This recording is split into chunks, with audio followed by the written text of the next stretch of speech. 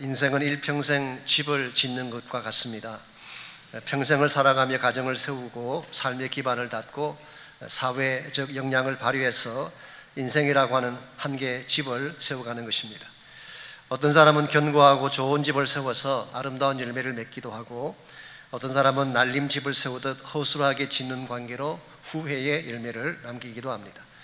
이것은 외형의 크기나 화려함과는 상관이 없습니다. 하나님 앞에서 얼마나 진실되고 바르게 세우느냐가 성공과 실패의 기준이 되는 것입니다. 1990년대 한국에서 사신 분들은 기억하시겠습니다마는 서울 강남구 서초동에 화려한 백화점 하나가 세워졌습니다. 지금껏 지었던 백화점과는 다른 차원의 화려한 디자인으로 건축된 것입니다. 분홍색 콘크리트에 유리로 조화를 이룬 거대한 건물이었습니다. 하루에 4만 명의 고객이 찾아오는 당시 단일 매장으로는 전국 2위 규모였다고 합니다. 오죽했으면 서태지와 아이들이라고 하는 그 가수들이 그곳에서 데뷔 공연을 했겠습니까?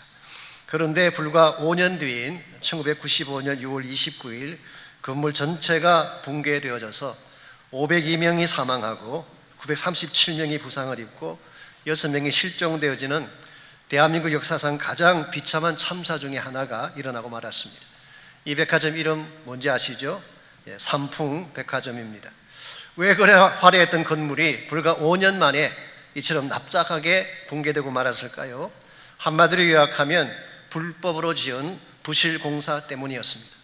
더 정확하게 표현하자면 건물주가 가지고 있던 지나친 탐욕과 욕망 때문이었습니다. 이 건물주는 원래 4층으로 설계된 백화점을 5층으로 바꾸었어요. 그것도 불법으로. 더구나 철근도 넣지 않은 채 콘크리트로만 정축을 했습니다. 건물 옥상에는 적재하중의 4배가 되는 냉각수 탑을 얹었어요. 그러니 무너지지 않을 수가 없습니다. 이런 측면에서 이 건물은 완공했을 때부터 이미 무너지기 시작했다, 그렇게 보는 것이 옳을 것입니다. 여러분, 건축에 있어서 가장 중요한 것은 외형이나 화려한 컬러가 아닙니다. 건물의 기반과 구조가 튼튼해야 되는 것입니다. 아무리 그럴듯하게 잘 지어 놓아도 근본 구조가 부실하면 무너지고 마는 것입니다. 우리의 인생도 마찬가지라고 생각합니다. 외적인 화려함이나 규모가 중요한 것이 아니라 얼마나 믿음 안에서 신실하게 진실하게 바르게 세우느냐가 우리 인생의 성패를 결정하는 것입니다. 특별히 하나님께서 보실 때에 믿음으로 바로 세운 건축이 돼야지 우리 인생이 열매도 맺고 하나님께서 기뻐하시는 삶도 이룰 수가 있는데, 잘못된 기준에 따라 잘못된 방식으로 건축하게 되면 결국 인생이 망가지는 것입니다. 방금 소개해드렸던 삼풍백화점 주인이 아시는 대로 본인은 붕괴되기 17분 전에 그 건물을 빠져나왔어요. 건물 안에는 아직 1,500명의 사람들이 그대로 남아있는데 본인과 간부들만 빠져나왔습니다. 나중에 기자가 물었습니다.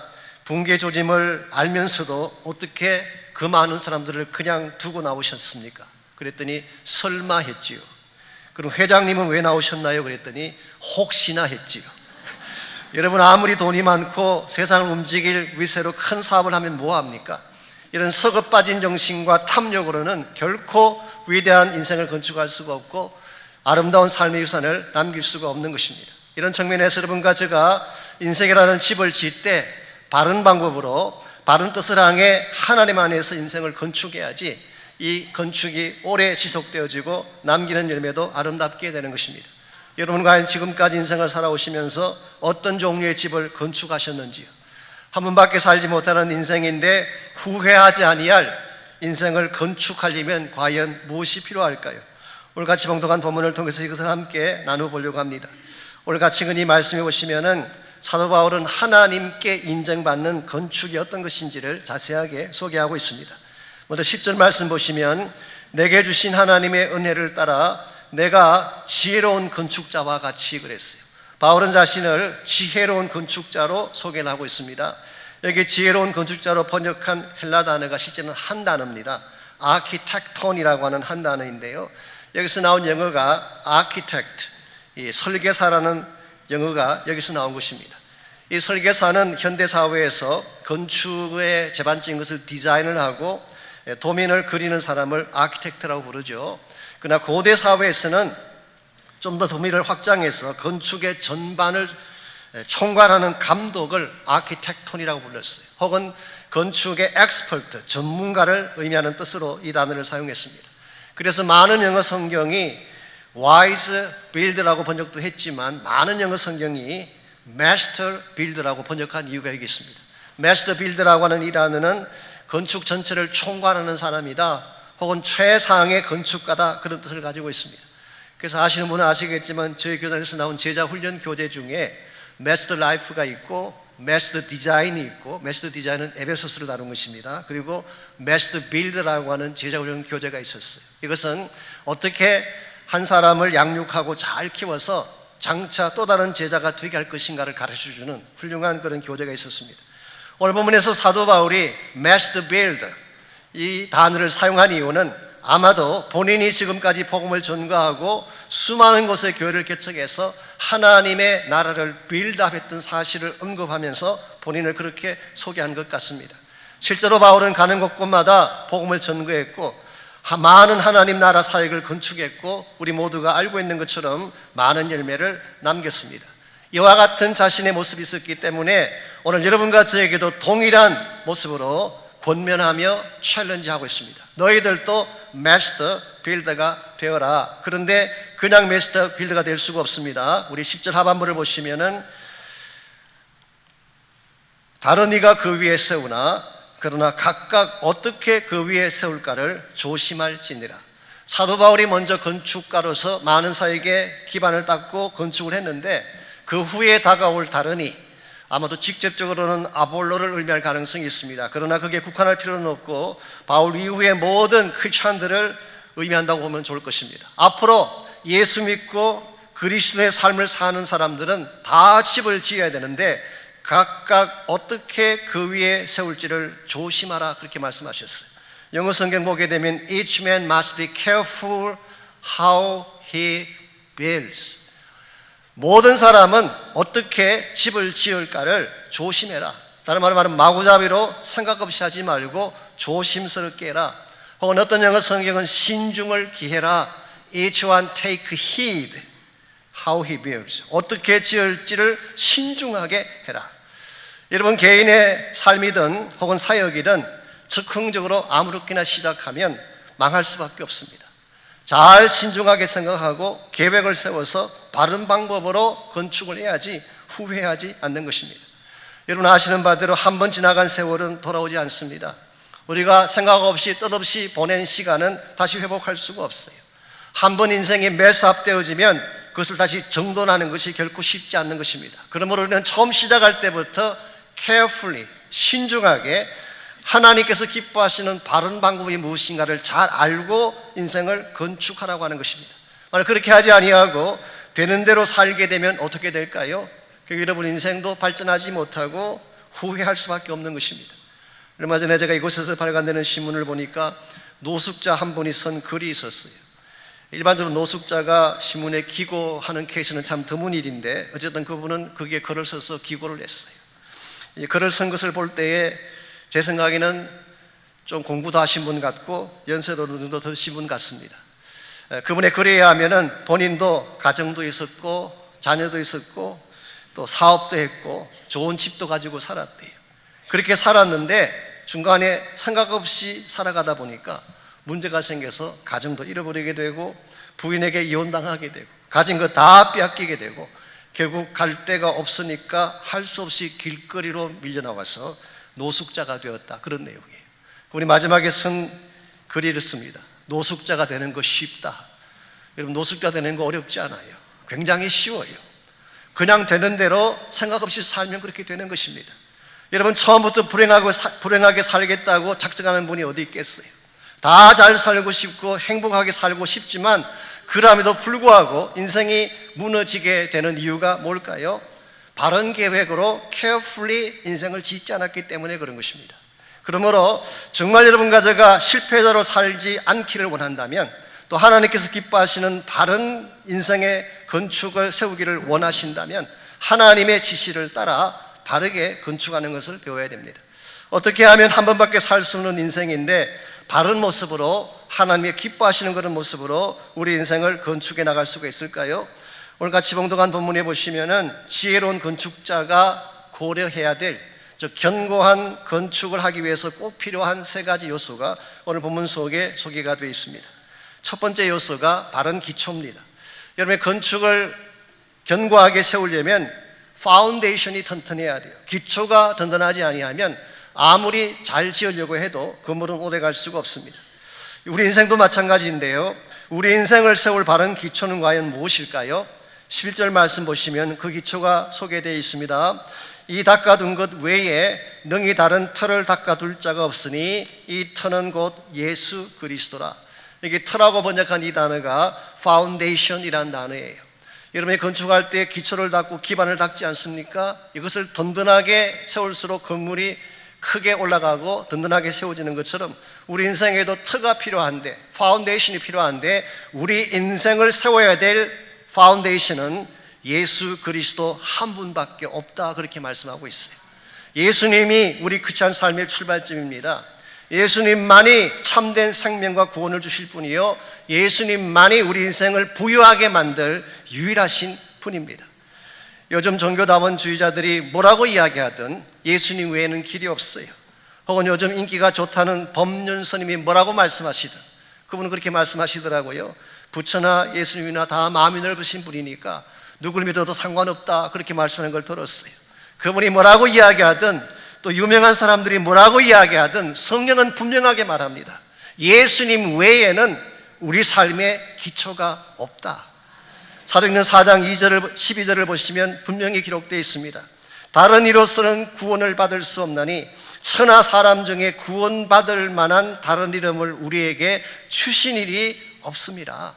예수님 외에는 구원받을 수 있는 그와 같은 베이시스를 주신 적이 없다는 것입니다. 이런 면에서 우리 개인의 삶의 기초도 예수님일 뿐만 아니라 사역의 기초도 예수님, 심지어 교회의 기초도 저는 예수 그리스도라고 생각합니다. 에베소서 2장 20절을 보시면은 너희는, 여기서 너희는 교회를 말합니다. 너희는 사도들과 선지자들의 터 위에 세우심을 입은 자라 그리스도 예수께서 친히 모퉁이 돌이 되셨느니라. 자, 사도들과 선지자들의 터라는 표현이 나오는데 이게 뭐를 의미할까요? 이것은 사도들이 전한 복음 혹은 선지자들이 외쳤던 예수 그리스도의 메시지를 말하는 것입니다. 구약 성경에 나오는 선지자들 메시지의 주제가 뭐였어요? 오실 메시아가 그들 메시지의 주제였습니다. 신약시대에 등장하는 사도들의 선포했던 메시지 주제가 뭘까요? 죽으시고 부활하신 메시아 예수 그리스도가 그들의 메시지의 주체였습니다. 이런 면에서 사도들과 선지자의 터라고 하는 것은 한마디로 말해서 이 땅에 오신 예수 그리스도 자체를 말하는 것이고, 이 예수님이 실제로 그 터전의 코너스톤이 되신다, 머릿돌이 되신다, 그렇게 말씀하고 있습니다. 그러므로 개인의 삶이든 교회이든 정말 견고하게 바로선 인생이 되고 바로선 교회가 되려면 예수 그리스도라는 반석 위에 세워져야 합니다. 가끔 보게 되면 교회들 가운데 프로그램 위에 교회를 세우려고 하는 케이스가 있습니다. 여러 차례 말씀을 드렸지만 프로그램은 필요한 것입니다. 저희 교회도 프로그램들이 많이 있습니다. 그러나 프로그램은 교회의 파운데이션이 될 수는 없어요. 이 프로그램 저 프로그램 계속 대입하다 보면 교회가 엉뚱한 방향으로 나갈 수가 있습니다. 이 프로그램은 수단일 뿐이지 이 프로그램이 기초가 되면 교회가 열악해지는 것입니다. 어떤 교회는 버짓 위에, 재정 위에 교회를 세우는 경우도 있어요. 돈 위에. 재정이 얼마냐에 따라서 사역도 결정하고 재정의 방향에 따라서 교회가 움직이게 되는, 이것도 대단히 위험한 것입니다. 교회를 움직이는 것이 돈이 되어서 되겠어요? 심지어 어떤 교회는 사람 위에 세우려고 하는 케이스도 있습니다. 유명 목사님 위에. 그래서 그 목사님이 아니면 안 된다는 생각을 가진 분들이 많이 계시죠. 이건 상당히 위험한 것입니다. 왜냐하면 그 유명한 목사님 한 분이 넘어지면 교회 전체가 풍지박산 날 수가 있기 때문에, 이런 면에서 교회가 진실로 교회다워지려면 복음과 그리스도 위에 세워져야 됩니다. 그때에 우리 삶이 견고해지게 되고 바람이 불든지 유혹이 찾아와도 넘어지지 않게 되는 것입니다. 우리의 가정도 마찬가지입니다. 우리의 가정에는 우리 자녀가 세상 물질 가운데 세움받고 세상의 명성 가운데 세움받고 세상적인 것을 탐하는 가운데에 양육받게 되면 결국 그들의 미래는 열악해질 수밖에 없는 것입니다. 여러분께서 아마 보신 분들은 아시겠지만 스카이 캐슬이라고 하는 드라마가 있었다고 하네요. 혹시 보셨나요? 시청률이 23.8%까지 올라갔다니까 경이로운 드라마인 것 같습니다. 심지어는 20회 마지막 회가 끝났을 때에 청와대 청원실에 20회 내용을 좀 바꿔달라는 청원서가 올라갈 정도로, 이건 대한민국에만 있는 특별한 케이스 같아요. 저도 못 봤습니다만은 여러분 가운데도 못 보신 분이 많이 계신 것 같으네요. 다행히. 그 내용은 이런 것입니다. 대한민국 상위 0.1%의 사람들이 모여 산다는 곳이 스카이 캐슬이에요. 그래서 인류, 학교, 재벌들, 의사들, 변호사들, 이런 사람들이 모여 사는 거. 근데 거기서 벌어지는 욕망과 암투를 다룬 드라마라고 합니다. 근데 그 드라마 속에 나오는 용어 중에 자기들이 사는 그곳이 지옥불이라고 하는 표현이 나와요.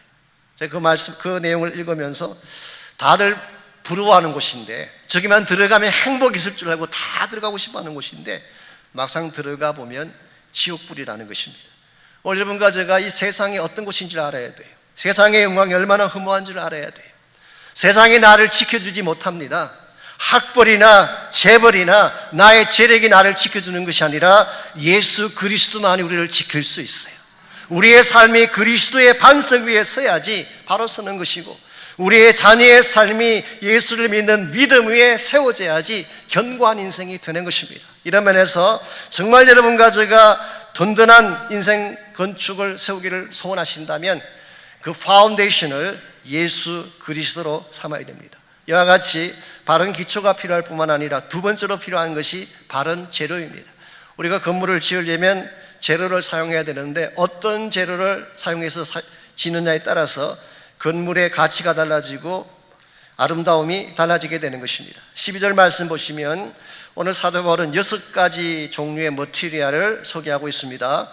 만일 누구든지 금이나 은이나 보석이나 나무나 풀이나 지퍼로 이 터 위에 세우면 그랬어요. 여기 보게 되면 8가지 종류의 재료가 나오는데, 크게 나누면 2가지로 나눌 수가 있습니다. 하나는 불에 타지 않는 영구적인 재료, 또 하나는 불이 오면 금방 타버리는 재료들. 예컨대 금과 은과 보석이라고 하는 것은 불에 타지 않는 영구적 재료를 말하는 것입니다. 그 반면에 나무나 풀이나 짚이라고 하는 것, 여기서 풀이라고 번역한 이 단어가 마른 풀을 마른 풀을 말하는 것입니다. 마른 풀이나 지푸라기에 불이 오면은 금방 타서 없어져 버리는 것. 이런 면에서는 영구적인 재료가 아니라 일시적인 재료를 의미하는 것입니다. 그렇다면 이것이 실제적으로 무엇을 상징하는 것일까요? 이 마르틴 루터나 존 켈빈 같은 종교 개혁자들은 여기에 나오는 이 재료들을 크리스천 닥트린 혹은 기독교 교리나 티칭을 상징한다고 보았어요. 즉 하나님의 지혜와 세상의 지혜를 비유해서 하나님의 지혜는 영구적인 자료이고 세상 지혜로 지은 집은 일시적이다, 이런 의미로 해석을 했습니다. 그 반면에 성 어거스틴 같은 분은 여기에 나오는 이 2가지가 크리스천 삶의 열매를 말하는 것이다, 크리스천 삶의 가치를 말하는 것이다, 그렇게 해석을 했어요. 즉 영원한 가치가 있고 일시적인 가치가 있다는 것입니다.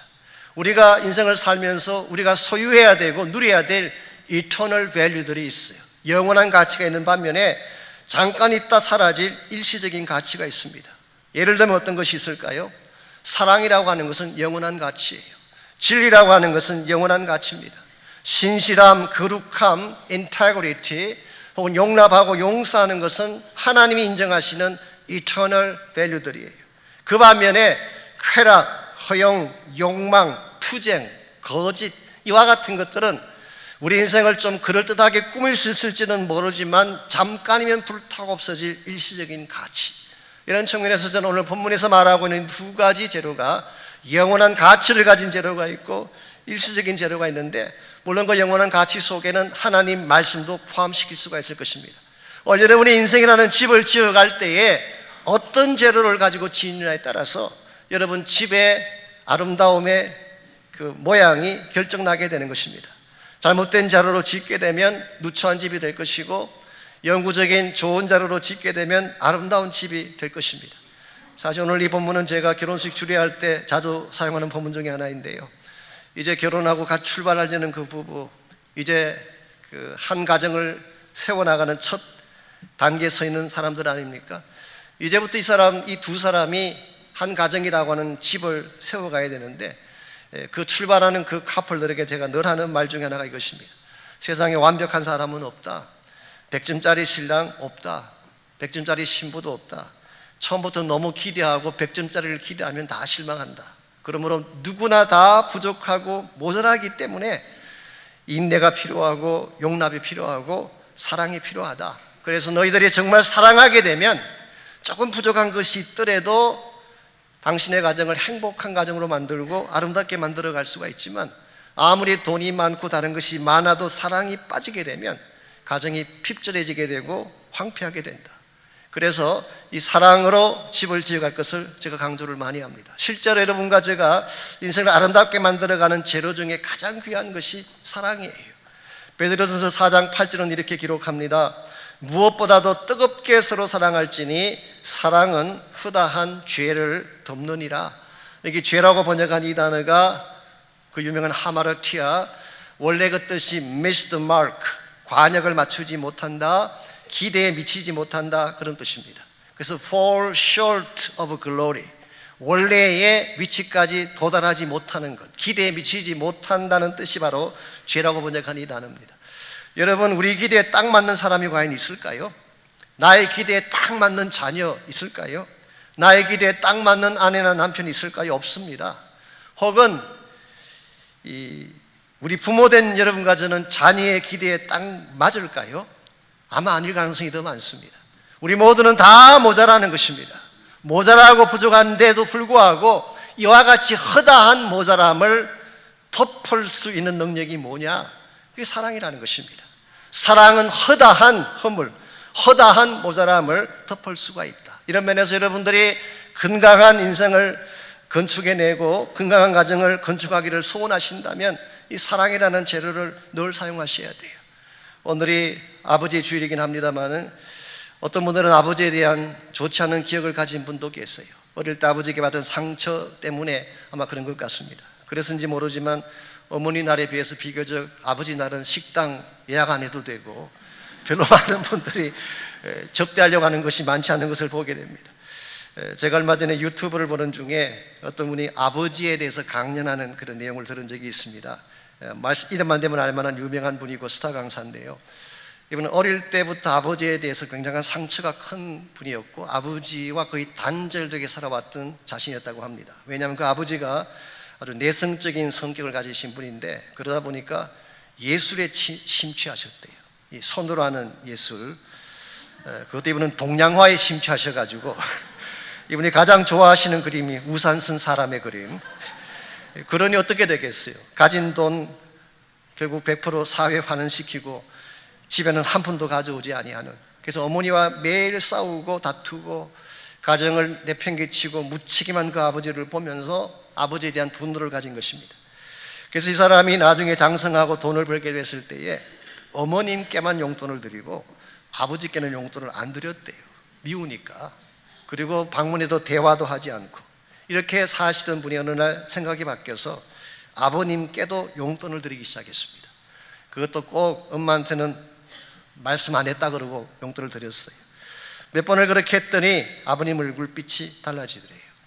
한 번은 고향을 갔다 돌아오는 길인데 공항으로 나오는데 지금까지 한 번도 따라오지 않던 아버지가 병을 나오셨어요. 그동안은 어머님만 병을 나왔는데 그날은 어머니는 나오지 않고 아버님 혼자 병을 나온 것입니다. 오는 동안 굉장히 어색하고 힘이 들었음에도 불구하고 게이트 입구까지 와서 그 아들이 용돈을 드리고 돌아서는데 왠지 그날따라 마음이 좀 이상하더래요. 그래서 잠깐 돌아보니까 아버지께서 가시지 않고 그 자리에 그대로 계신 것입니다. 뭐라고 계셨을까요? 돈을 세고 계셨대요. 아니나 다를까 그분은 돈을, 빡빡한 돈을 세고 계셨대요. 그런데 다 세고 돌아가시는데 그 뒷모습이 왼쪽 어깨가 축 처져 있고 한쪽 다리 무릎이 펴지지 않아서 기웃덩그리며 가시는 모습이 보였어요. 지금까지 보지 못했던 아버지의 뒷모습을 본 것입니다. 그 순간 마음이 울컥하며 눈물이 나오려고 했다고 하면서 그 강사가 던졌던 말이 제 마음에 와닿았어요. 이런 말을 했어요. 누군가의 뒷모습이 보이기 시작하면 사랑이 시작된 것이다. 당당했던 앞모습이 아니라 담대하게 살아갔던 자신만만한 모습이 아니라 연약하게 뒤뚱거리며 외로워하는 뒷모습, 이것이 내 눈에 보이기 시작하는 순간 사랑이 시작된 것입니다. 여러분, 이 세상에 완벽한 사람은 없습니다. 어느 강인한 누구도 혼자 걸어갈 사람은 없어요. 다 뒷면을 보게 되면 연약한 부분이 있고 허물이 있고 모자람이 있는 것입니다. 오늘 아버지 날을 맞이해서 아버님의 뒷모습 한번 보십시오. 우리가 알지 못했던 아픔도 있고 고통이 있을 것입니다. 그동안 보지 못했던 남편의 뒷모습, 우리가 그동안 보지 못했던 아내의 뒷모습을 보시기 바랍니다. 나는 미처 보지 못한 채 놓쳤지만 누군가가 가서 도와줘야 돼. 연약하고 흔들리는 모습을 볼 것입니다. 그 연약함을 바라보고 그 연약함을 채워줄 수 있는 사람이 되는 것이 바로 사랑을 실천하는 것입니다. 오늘 세상 사람들도 사랑에 대해서 많은 이야기를 하지만 세상 사람들이 말하는 사랑과 우리가 말하는 사랑은 질적으로 다릅니다. 우리 모두는 예수 그리스도의 십자가 사랑을 경험한 사람들이잖아요. 가장 못난 나를 사랑해 주셔서 받아주시고 회복시켜 주신 십자가 사랑을 경험한 사람들 아닙니까? 우리는 십자가를 체험했다고 말을 하면서 실제 나의 삶 가운데서 누군가를 사랑하고 용납해야 될 때는 인색하는 우리 모습을 볼 때가 참 많습니다. 안디옥 교회 초대 감독을 지나셨던 이그네시우스는 이런 말을 한 적이 있습니다. 십자가를 원료로 하는 사랑의 불은 결코 꺼지는 법이 없다. 예수님의 십자가의 사랑을 연료로 해서 사랑하게 되면 그 사랑은 결코 중단되지 아니하고 지속될 수 있다는 말을 했었어요. 우리 시대에 필요한 것, 우리 가정을 세우는 데 필요한 것, 우리의 모든 관계를 회복하는 데 필요한 것은 세상적인 어떤 것이 아니라 하나님께서 여러분과 저에게 부여하신 참 사랑인 줄 믿습니다. 사랑으로, 진실됨으로, 믿음으로 여러분의 가정을 세워가기 시작한다면 비록 가진 물질이 부족하고 연약할지라도 여러분의 가정은 행복한 터전이 되고 하나님이 기뻐하는 아름다운 처소가 될 것입니다. 이와 같이 우리 인생을 건강하게 건축하려면 1차적으로는 예수 그리스도가 필요합니다. 여러분 가운데 아직도 주님 알지 못하는 분이 있다면 예수님 꼭 만나셔야 돼요. 이것이 우리 크리스찬 삶의 출발점이요 파운데이션이기 때문에.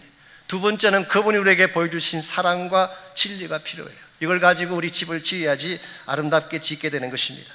마지막 세 번째로 필요한 것이 건축의 검사, 바른 검사가 필요합니다. 소위 말하는 Final Inspection, 준공 검사가 필요해요.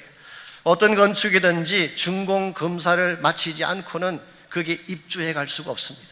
이 준공 검사를 할 때에 도면대로 바로 지어졌는지 스펙대로 모든 게 다 사용되는지 다 검사합니다. 그러고 나서 오케이 해야지 건물 안에 들어와서 사용할 수가 있는 것입니다. 우리 인생의 건축도 마찬가지입니다. 누가 우리 인생의 준공 검사자이실까요? 바로 하나님이 우리 인생의 최종 검사자가 됩니다. 13절 말씀 보겠습니다. 각 사람의 공적이 나타날 터인데, 이 공적이라고 하는 것은 우리의 work, 우리의 열매, 삶의 결실을 말하는 것입니다. 각 사람의 공적이 나타날 터인데 그날이 공적을 밝히리니 이는 불로 나타내고 그 불이 각 사람의 공적이 어떠한 것을 시험할 것이라고 했습니다. 여기 보게 되면 그날이라고 하는 날이 나옵니다. 이 날이 언제를 말할까요? 이것은 물론 심판의 날을 말하는 것입니다.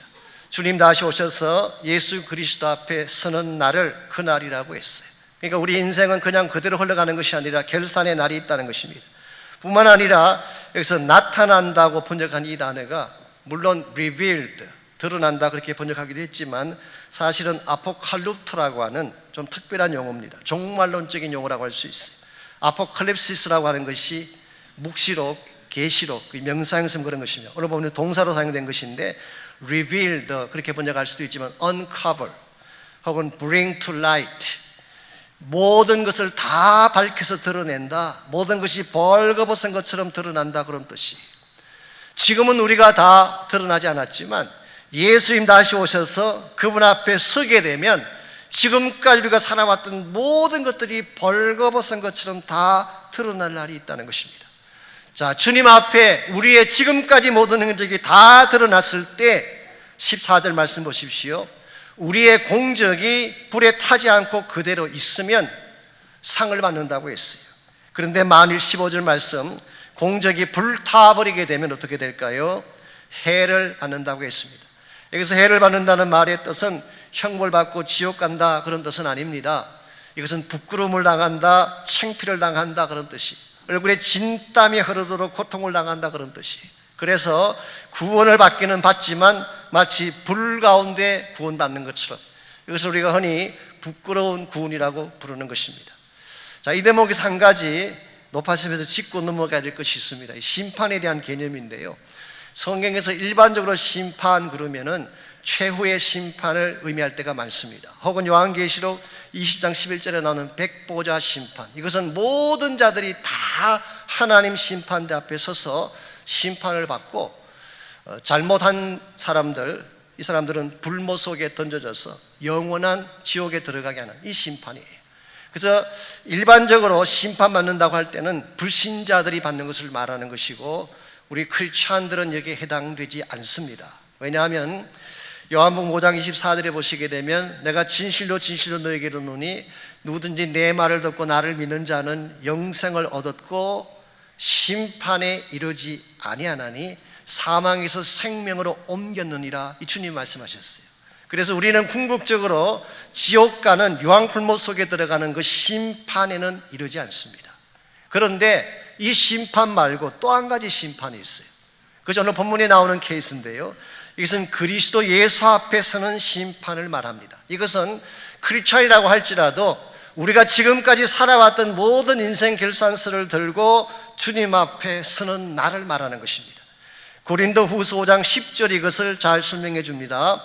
이는 우리가 다 반드시 그리스도의 심판대 앞에 나타나게 되어 각각 선악간에 그 몸으로 행한 것을 따라 받으려 함이라고 했어요. 여러분께서 크리스찬이 된 이후에 크리스찬 삶을 사는 중에 하나님 위해 살았던 삶도 있고 하나님 위해 헌신했던 삶도 있고, 여러분이 나름대로 열심히 살았던 삶의 열매들이 있겠죠. 거기에 대해서는 하나님이 그리스도께서 심판하셔서 상을 주시는 것입니다. 그런데 만일 아무것도 한 것이 없다, 예수 믿은 이후로 그냥 뺑뺑 놀기만 하다 왔다, 이렇게 된다면 그는 심판대 앞에서 받을 것이 없는 것입니다. 흔히 예수 믿는 분 중에 그렇게 사는 분이 있습니다. 예수 믿으면 구원받는데 천국 가면 됐지, 이 땅에 사는 동안에 아무렇게나 살면 어때, 그런 분이 계세요. 물론 여러분이 결정하기에 달렸죠. 예수 믿은 이후에 여러분께서 마음대로 사셔도 되고 뭐 이렇게 하시든 저렇게 하시든 up to you, 여러분에게 달린 건 사실입니다. 그러나 한 가지 꼭 기억하실 것은, 여러분께서 예수 믿은 이후에 아무렇게나 인생을 낭비했다면 주 예수 다시 오시는 날 그 앞에 섰을 때에 받을 상은 없다는 사실, 이게 굉장히 중요한 것입니다. 물론 여러분과 제가 예수 믿고 헌신하는 것이 상 받기 위한 것은 아닙니다. 우리는 상 받기 위해서 일하거나 사역하는 건 아니에요. 하나님의 은혜에 대한 감격으로 일하는 것이고 사역하는 것이지만, 그러나 성경은 분명하게 여러분과 저를 위해 상이 있다고 말씀하고 있습니다. 요한계시록 22장 13절에 보면 이거 예수님께서 여러분과 저에게 직접 하시는 말씀입니다. 보라, 내가 속히 오리니 내가 줄 상이 내게 있어 각 사람에게 그가 행한 대로 갚아주리라. 예수님께서 이 땅에 다시 오시는 목적은 물론 궁극적으로는 하나님 나라를 완성하기 위해 오십니다. 또 한 가지 이유는 하나님 나라를 완성할 뿐만 아니라 그동안에 하나님 나라를 위해 수고했던 모든 자들에게 줄 상을 가지고 오신다는 것입니다. 여러분, 가끔 선교하시는 분들 보면은 참 어려울 때가 많잖아요. 외지에 가셔서 가족과도 떨어지고 때로 목숨을 건 선교 사역을 하는 경우도 많이 있습니다. 자기 친구 동료들은 목회도 하고 사역도 하고 열매도 많이 맺는데 혼자만 동떨어진 곳에서 고통 가운데 사역한다고 생각하는 분들도 많이 계세요. 아골골짝 같은 곳에서, 소돔 같은 곳에서 정말 어려움을 겪어가면서 사역하지 않습니까? 그들이 그렇게 수고의 땀을 흘렸는데 하나님께서 그것을 모른 척 하실까요? 아니라는 것입니다.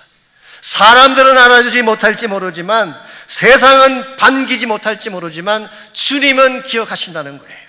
주님은 기억하시고 반드시 다시 오실 때에 내가 너에게 줄 상이 있다, 우리가 하나님 위에 드렸던 눈물과 땀에 대한 상을 준비하시고 오신다는 것입니다. 이런 면에서 여러분 가운데 혹시라도 남들이 알지 못하는 가운데 희생하며 사역하시는 분들 낙심하지 마세요. 주님이 기억하세요. 새벽에 나와 김밥 만들고 파킹장 섬기고 사람들에게 욕먹어가면서 사역하는 것 피곤하고 힘들지만 낙심하지 마십시오. 주님이 기억하시고 갚아주십니다. 데살로니가전서 2장 19절에 보게 되면 전도하며 선교하며 산 사람에게는 자랑의 면류관이 약속되었다고 했습니다. 베드로전서 5장 4절 말씀에 하면은 목자의 삶을 살았던 사람, 여러분 가운데 많은 목자님들이 계시는데요, 양을 위해 희생하고 봉사하고 섬겼던 목자의 삶을 산 사람에게는 시들지 않는 영광의 면류관을 주시겠다고 약속하셨어요. 요한계시록 2장 10절에 보게 되면 환난에도 불구하고 변질되지 않고 죽도록 충성한 사람들에게는 생명의 면류관을 주시겠다 그러셨어요.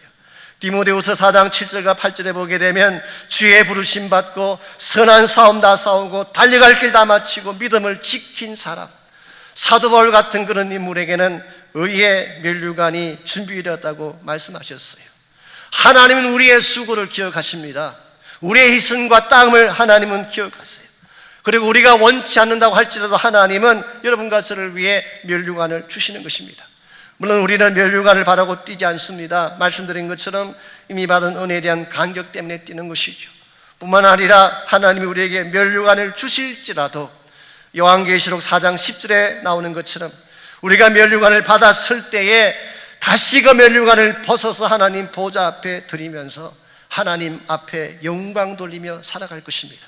이것이 성경이 말하고 있는 크리스찬 삶의 모습입니다만은, 그러나 한 가지 꼭 기억하실 것은 하나님이 나의 수고를 알아주신다는 것입니다. 갚아주신다는 것입니다. 저는 이게 너무 감사해요. 우리가 지금까지 살아오면서 날 그렇게 사랑하신 그분 앞에 아무것도 한 것이 없는데, 그래도 주 앞에 갔을 때 너가 나를 위해 이렇게 희생했구나, 나를 위해 바친 것이 있구나, 주님이 알아주시고 인정해 주신다면 그보다 더 값진 열매가 어디 있겠어요? 여러분과 저는 이 세상의 영광 위에 달리는 사람이 아닙니다. 세상 사람들의 박수를 얻기 위해 사는 자들이 아니라 다시 오실 주님 바라보며 주님 위에 달려가는 인생입니다. 우리 인생의 마지막 평가자는 세상이 아닙니다. 세상 사람들의 박수나 세상 사람들의 성공관이 우리를 평가하는 것이 아니라 우리의 진정한 평가자는 하나님 한 분밖에 없습니다. 그러므로 여러분과 제가 그분 앞에 섰을 때 바른 자가 되기 위해서 우리의 현재 삶을 살아가고 우리의 삶을 건축해 나아가야지 그날 주님 오실 때에 드릴 열매가 있고 하나님께 받을 칭찬과 면류관이 있는 것입니다. 데이비드 스틸렛이라고 하는 선교사님이 계십니다. 이분은 원래 캐나다에서 약국을 경영하던 약사였는데 예수님 만나고 복음 듣고 그를 부르신 주님의 사명에 순종을 해서 아프리카로 갔어요. 그리고 40년 동안을 안식년도 갖지 않은 채 40년 동안 하나님 부르시는 그날까지 그 지역에 사역하다가 주님 앞에 갔습니다. 그의 말년에 누가 물었습니다. 왜 당신은 다른 사람들처럼 편하게 살 수도 있고 달리 살 수도 있을 텐데 이렇게 살았는가 물었을 때 그분이 답변이 다음과 같습니다. 주님 다시 오실 텐데, 주님 다시 오실 때 제가 어찌 안락 의자에 앉아서 주를 맞이할 수 있겠습니까? 저는 주님 다시 오실 그날 일어나 반갑게 그분을 맞이하고 싶기 때문에 현재 나의 삶을 그분께 드리고 선교와 사명 외에 살아가노라고 답변한 적이 있습니다. 여러분과 저의 삶에 참된 가치가 어디 있을까요? 이 세상의 영광일까요? 이 세상의 물질일까요? 이 세상의 권세일까요? 여러분, 그런 것들은 다 지나가는 것입니다. 그 어느 것 하나도 영원히 남을 것이 없어요. 정말 영원토록 남는 가치는 내가 예수 위에 드렸던 시간들, 주님 위에 바쳤던 나의 삶과 나의 물질, 그리고 생명을 위해 드렸던 나의 삶의 열매만이 영원토록 남는 열매예요. 저는 여러분 한 분 한 분이 그 열매를 위해 준비하시고 그 열매를 위해 달려가시기를 바랍니다. 이것만이 우리가 살아야 될 이유이고 살면서도 가치 있게 살 수 있는 저는 유일한 길이라고 생각합니다. 이런 측면에서 여러분과 제가 정말 주님 오실 날 멀지 않은 이 마지막 때에 아무렇게나 살아서는 안 됩니다. 주어졌으니까 살다 가자 이렇게 해서도 안 됩니다. 우리는 주님 앞에 부름받은 자들로서 복음을 위해 하나님 앞에 바로 서야 되고 주 예수 다시 오실 그날까지 이 복음의 사역을 세워나가고 하나님 나라를 세워나가는 이 일에 우리 인생을 드리고 우리 삶을 바쳐야지 한 번을 살아도 가치 있게 값 있게 살아갈 수가 있습니다. 이런 면에서 세상이 우리에게 안겨주는 금이나 북이나 물질보다도 주님 사랑하는 것을 더 소중히 여기고 그 영광 앞에 여러분을 드리며 살아갈 수 있는 그런 결단이 있기를 바랍니다. 우리 시간 같이 한번 찬양을 먼저 하고 기도했으면 좋겠는데요. 사실 몇 주 전에 우리가 불렀던 찬양이긴 합니다만은 오늘 설교 메시지와 맞기 때문에 다시 한번 찬양하고 싶습니다. 손에 있는 부귀보다 주를 더 사랑하는가. 사실은 80년대 우리 한국교회에서 많이 불렀던 찬양인데 언제부턴가 이런 찬양보다는 다른 찬양이 더 많이 불리는 것을 봅니다. 주님 오실 날을 사모하고 하나님 나라 영광을 위해 살기를 결단하는 찬양, 우리 손에 있는 부귀보다 우리 함께 찬양하시겠습니다.